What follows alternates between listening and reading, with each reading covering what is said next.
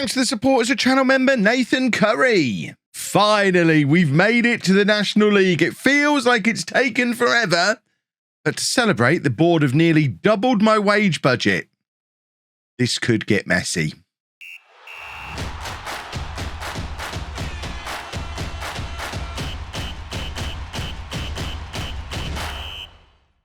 Hello, welcome to part 24 of Nominee to Legend. I'm Kev, and coming up on today's episode, we have our season review and transfer special as we prepare for life in the National League Tier 5 of English football.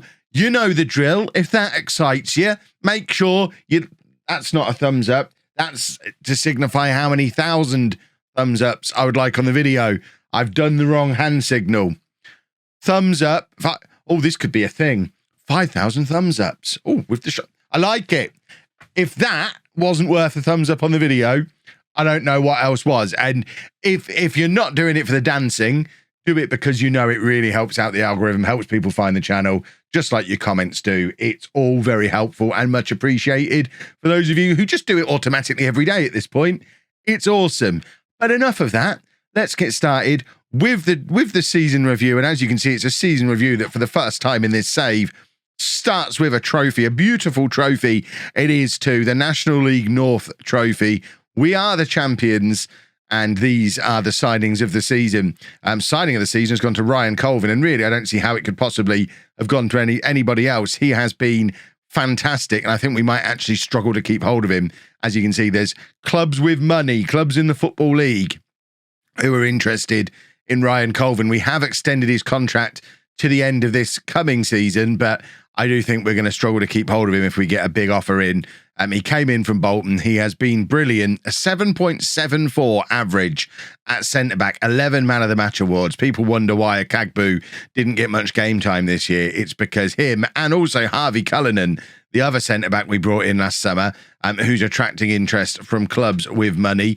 Not quite as good on the star rating at the moment, but not far behind on rating for the season, a 7.23 for him. Weirdly, for a Kev team, we built this success off the back of a solid defence. Harvey Rhodes came in at fullback, and he's done a 7.43, playing right back. We've just got a solid defence. Philip Marshall, goalkeeper, 7.14. Only conceded 16 goals all season. That is ridiculous. Only conceded 16 goals, Marshall. How many did we concede as a team? I hadn't realised quite how good we were defensively. We conceded... How long does it take to find a league table? We conceded 25 goals. So it shows how good Marshall has been. That 16 of them were in, 39 of the matches. The other 9 were in the other 9 games when St Paul was in goal.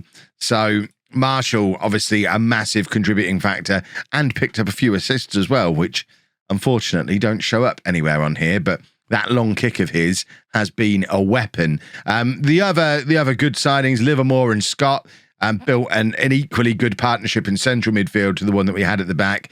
And I do think the one thing we're still missing, and I know we signed a lot of strikers last summer, but I do still think the one thing we're missing that I would like to bring in is a really, really good striker. We don't have a 30-goal-a-season striker. We've not had one at any point in the save.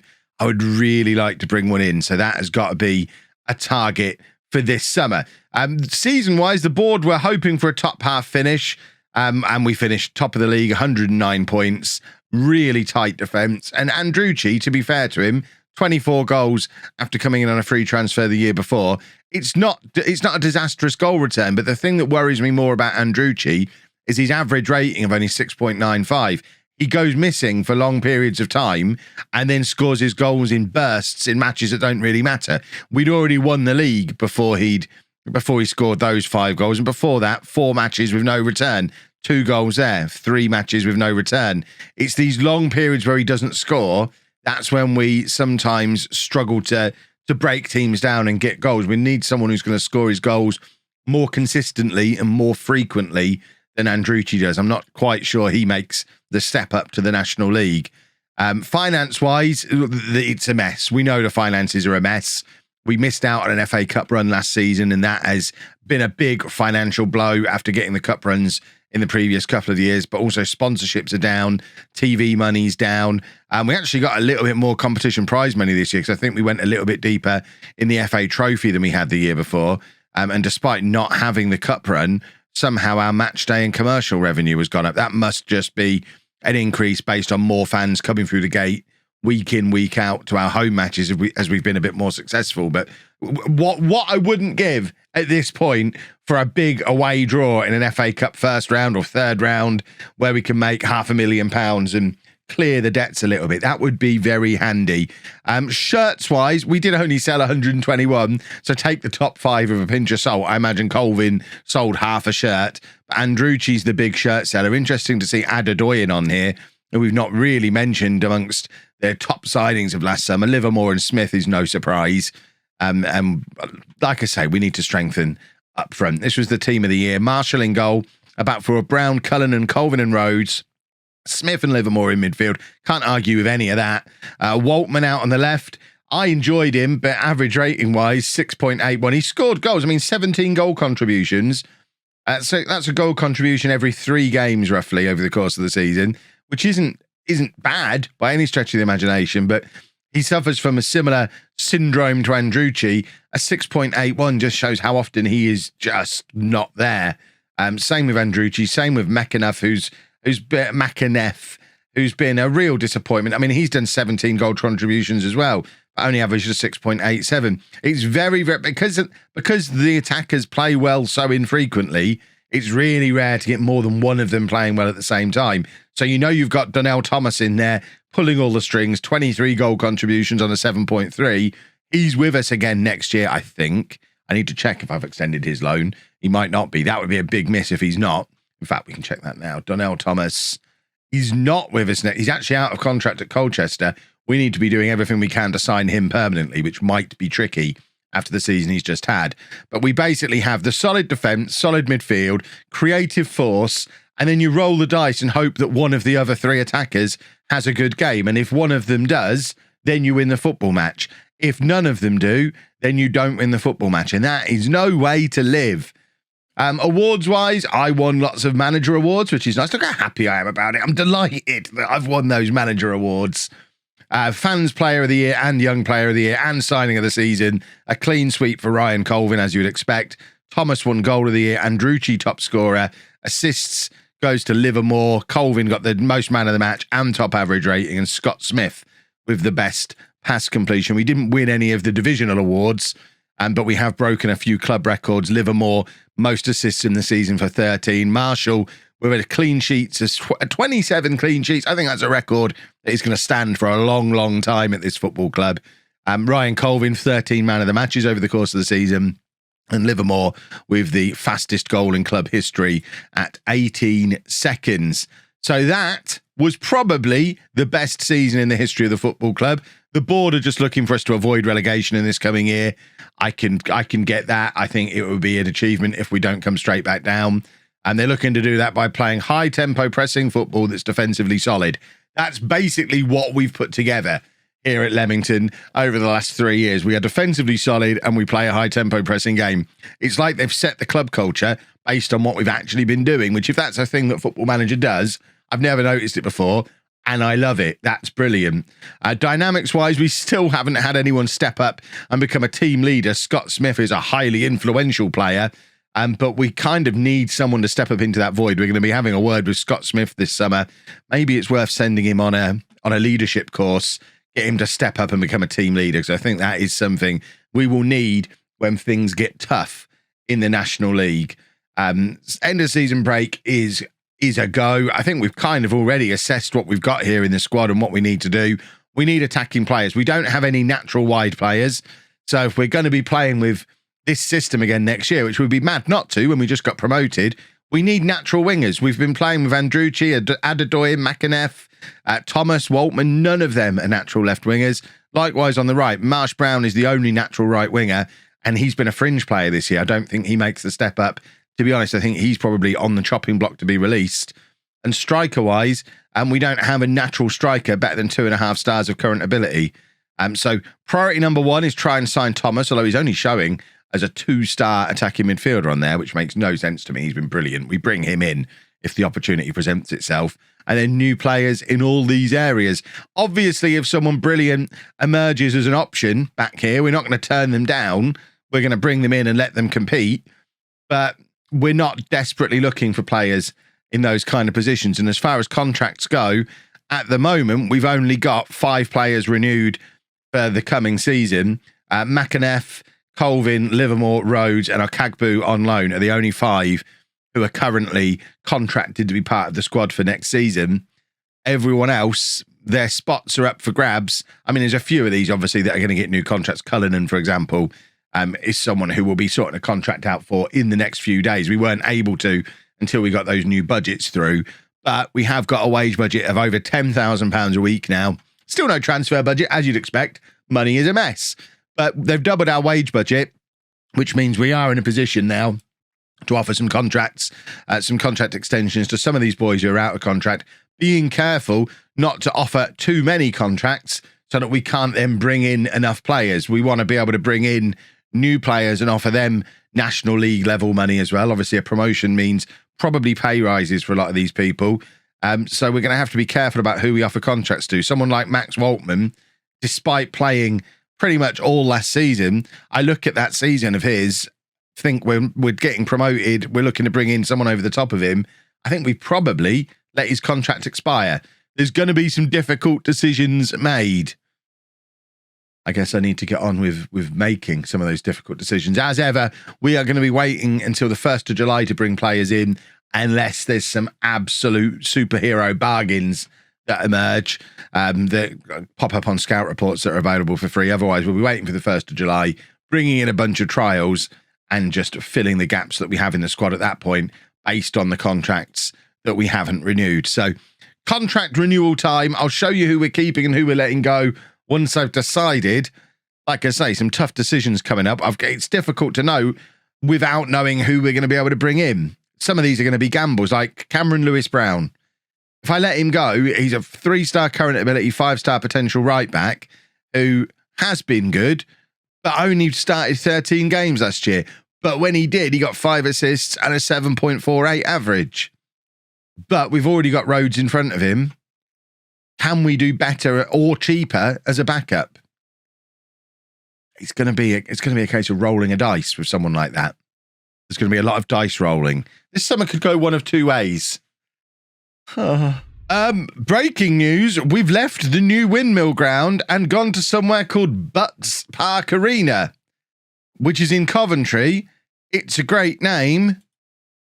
Coventry United play there, apparently, at Butts Park. I mean, there's no potential for fun with a name like that, is there? Imagine the Backdoor Kev video titles when we're playing at Butts Park. It doesn't even suggest that we're looking to rebuild or extend or replace the new Windmill ground. It's just kind of, yeah, we've agreed to rent Butts Park Arena.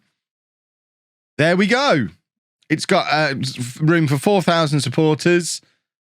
I mean, the Windmill wasn't big enough. It only had a capacity of 2,300, which does go against the regulations of the National League, I think. We will check the rules. If we've just done this because we fancied moving to Coventry, that's insane. Yeah, minimum stadium capacity of 4,000 for the National League. I guess with the financial situation we're in, we're not really in a position to build a new ground or extend the one we've got. So we've been sent to Coventry, to Butts Park. Well, this is never what you want to see on the 4th of June. This needs to resolve itself quickly. We are under a transfer embargo because there's a potential takeover from a fans trust who really, really need to get a move on, because a transfer embargo after a promotion season is a disaster, especially when I've already started clearing out the squad, ready for players to come in. So we've already sold Zach Mayer, Isaac Rice, Elliot Andrew, Cameron Lewis-Brown. They've all already left the club. We have brought a couple of players in. Rhys Davies is a new left back who we actually arranged to sign back earlier in the season when the Premier League releases were announced. So he's in as a new backup left back for us. And we have squeezed Luca Navarro in. I'm glad we acted early on this guy now. He's an attacking midfielder, can play up front, out wide, central midfield. just attracted to the fact that he's got 3.5 stars of current ability. He is 24, so a little bit older than my normal profile, but a creative force, and he was available for nothing. So we've brought in a creative force. And the other thing we were able to do is extend Donnell Thomas's loan for another season. He actually extended his contract with Colchester and then immediately extended his loan with us. So we've got a couple of key players in, but we've already got rid of more than we've signed. We've still got a lot of players who I've not given contracts to yet because I was still pondering what to do. I think since you last saw where we were, the only new contracts we've given were for Marshall, and Cullinan has been off. Cullinan's not signed his yet, but he's been offered one. We might have to offer a few more contracts if this situation with the transfer embargo continues. Problem. Oh, this summer is not working out the way I had planned. 30th of June, takeover still ongoing. Transfer embargo is still in place. We've released some players, not as many as I probably would have planned on. Mooney, Marsh Brown, Chong, St. Paul are the significant ones from the first team, who I think if we get the opportunity to, we should be able to upgrade on. And we've also released one of our name in the game channel members from the youth team, David Carter. We'll have to keep an eye on him to see if he ends up signing for another club or if David Carter gets a re-roll on his name in the game player once his in-game representative retires. So we'll check in on him again next summer. But I have had to offer some new contracts to players who maybe I wouldn't have offered as much money to, or these kind of contracts to, if I'd have had a choice, but I was kind of over a barrel, had to do it. So Andrucci, £375 a week. It's more than I would have given him. Same with Adedoyan, same with Waltman. Adedoyan and Waltman, I probably would have let go. They probably would have been released if it hadn't have been for the fear of not being able to replace them. We are on a tiny, tiny squad, as you can see. A few of these boys are now on non-contracts. Kyle and Casey and Theodros are both on non-contracts, which I hoped would keep them around, but they're now both under offer by other clubs. So I think we might be losing both of those because I just can't risk giving them contracts and using up wage budget until I know what we're going to be able to bring in. I mean, we're spending less at the moment than we were spending last season because we've released so many players, and it's going to be the 1st of July tomorrow, and we're not going to be able to do transfers. So we're not going to be able to have first pick of those free transfers that come in. This is setting itself up to potentially be a disastrous season. This is the first time I've looked at the job centre screen in this save so far because I am genuinely a little bit worried that we are setting ourselves up for massive failure here if we stick around at this club. But what we don't want to do is take a step back. And a lot of these clubs are going to be a step back. I'm looking at Kidderminster, thinking Kidderminster is probably the one. I don't really want to do the sideways step to Kidderminster, though. So Kidderminster got promoted. Did they go up last year? Weren't they in the same league as us last year? Yeah, so they've come up in second place. Their manager's been sacked. Is that what I'm seeing here?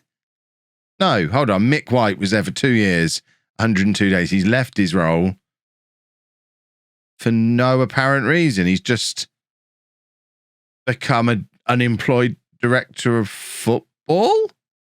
So they've got promoted and not renewed their manager's contract.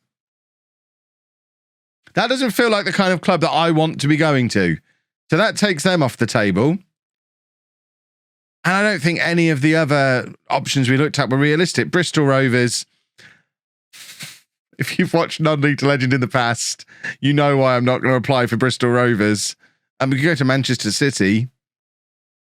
There's not even a Scottish job available that we could look at. I think Wales or Northern Ireland are backward steps at this point. Now we're in the National League and got a bit of momentum. I don't want to step back into the National League, North or South. Don't want to go to Kidderminster. Don't want to go to Bristol Rovers. Won't get Luton or anyone above them. So we are kind of stuck. We can't do transfers. We can't leave. How long's my contract got left to run on it? We've had to move to Coventry. I've got a year left on my contract. And localish clubs have got previous for not renewing contracts of managers who are quite successful. This is going about as well as I could have hoped. Thought it was going to be clever and get some signings ready for when the transfer embargo was lifted. So I've gone to my director of football. We've done our usual thing. We've gone through, got a list of the best free transfers that he can find in each position. And I'm like, right, well, this is good. We can get these in on trial, give them 4-week trials, and then hopefully be able to have them there ready to sign doing a pre-season. The problem is transfer embargo means we can't even offer trials, although we can approach to sign. Hang on. Why can we... I mean, I don't want to approach to sign. No. The Leamington board are not willing to sign players while the club is in the process of a takeover. Oh, this is a problem. This is a really big problem. Especially because Liban and Okoflex, as immediate examples, are players who in previous FMs I've had in the championship. These are some good players. We can't have any of them. I guess we just sit and wait for the board takeover to be done. This is absurd. We've just got promoted. We've got a squad of... Hold on. Let's count them. We've got a squad of 16 people, but that actually is not the case because 2 of them are greyed out players. We have a first team squad of 14 players and $5,000 a week to spend. And I'm missing out on prime free transfer day. What do the media think we're going to do this season? They don't actually predict relegation just yet. Holy smokes, there must be some bad teams in this division. Oh, this has gone on so much longer than I would have liked it to. It is the 31st of July. The National League season starts in 3 days. But finally, Leamington have returned to the fans.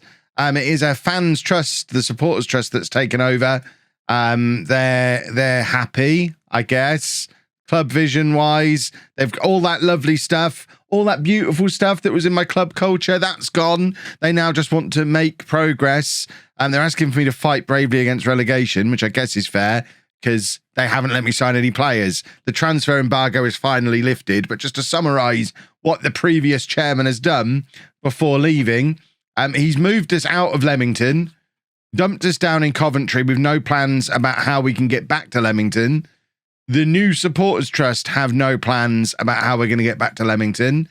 We are massively... Oh, in fact, we're not. They've cleared the debt.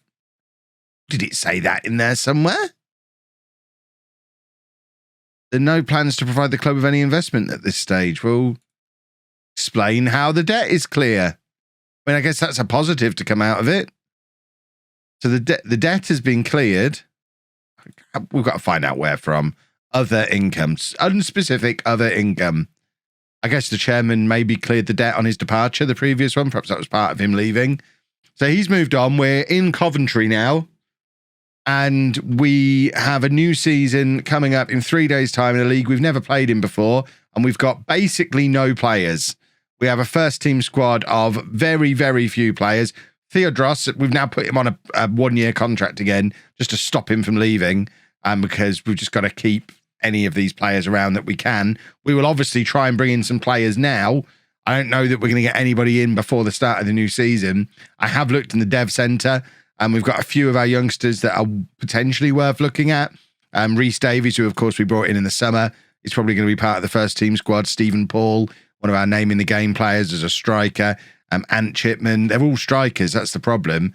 And 1.5 2-star players that weren't getting in. These are players who were here last year and weren't even getting on our bench. So the plan now is we panic and we see what we can bring in 3 days. And this is the problem that we're going to have. Obviously, we'll look at our players who've been scouted as well. But do you remember that lovely selection of exciting young players that were available a month ago? Well, now it's a bunch of journeyman old men who have been out of work for at least a month, not been able to convince any club at any level that they're worth even a non-contract. It is the slimmest of slim pickings. If we avoid relegation this year, it is going to be an absolute miracle. Let's see what I can come up with. Well, that explains where the debt went. Apparently, we took out a £275,000 bank loan. as part of the takeover, presumably, which is going to cost us $2,000 a month. So something that's probably never going to bother me over the next 10 years or so. The new season starts tomorrow. We have a lot of players in on trial. As you can see, quite the full squad of players in on trial. I've made offers for a lot of them, but I don't know what we're going to be able to get in. I don't think we're going to get anyone in time, but there's quite a few players who we've made offers for. We've just got to hope that we can squeeze them through the door soon-ish. What we don't want is old men like this. An old man who's scored 1 goal in 2 years. A lot of this is old players. And then you've got the players who are not old, but a little bit older. He's a bad example of that. He's a better example. 26 years old. Not old by any stretch of the imagination. Got a little bit of experience as well. By all accounts, would probably be quite a good signing. The only problem is, because he's 26, he's not going to come in on 150, 200 pounds a week. He's going to want 450, 500 pounds a week. So we can't bring in many of them. And that's just what we're going to be restricted to doing, I think. Based on the contracts we've offered, that would use our entire wage budget on these players. Just got to see if... I don't think we're going to get any in before the end of this video.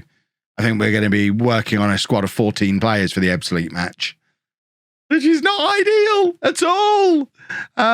Anyone coming in? No, other clubs, don't be off. You've had a month to offer for these players. Back off, the lot of you. If we don't get any of this lot, it's getting close to a disaster. Our headline signing of the summer, Luca Navarro, training at a 5.3. That's a brilliant sign. The one new player we've got in this squad. It seems like he can't really be bothered. I mean, that's just super. It's 3 o'clock on match day. Nobody's signed. Okay. Tomorrow's video is going to be interesting because we have... Can we get rid of trials? If we get rid of the unavailable players, we have this as a squad, 16 people. We can just about put out a team, but it is not a team you would want to be putting out there in the National League. We're going to have to get some of the kids involved, maybe, just to fill the bench up a little bit. Are they not available? Why is it... Perhaps Quick Pick doesn't pick kids. We'll have to actually have a rummage through to see who we're going to bring up to the bench, because there's no point having a greyed out player on the bench. But, I mean, that's probably the team we'll do, because looking at the bench, Navarro doesn't train. Adedoyin, I mean, he could come in ahead of any of those three, but we probably wouldn't. Navarro doesn't seem to want to be here, and Theodros is a young kid who we're still not sure is ever going to be any good.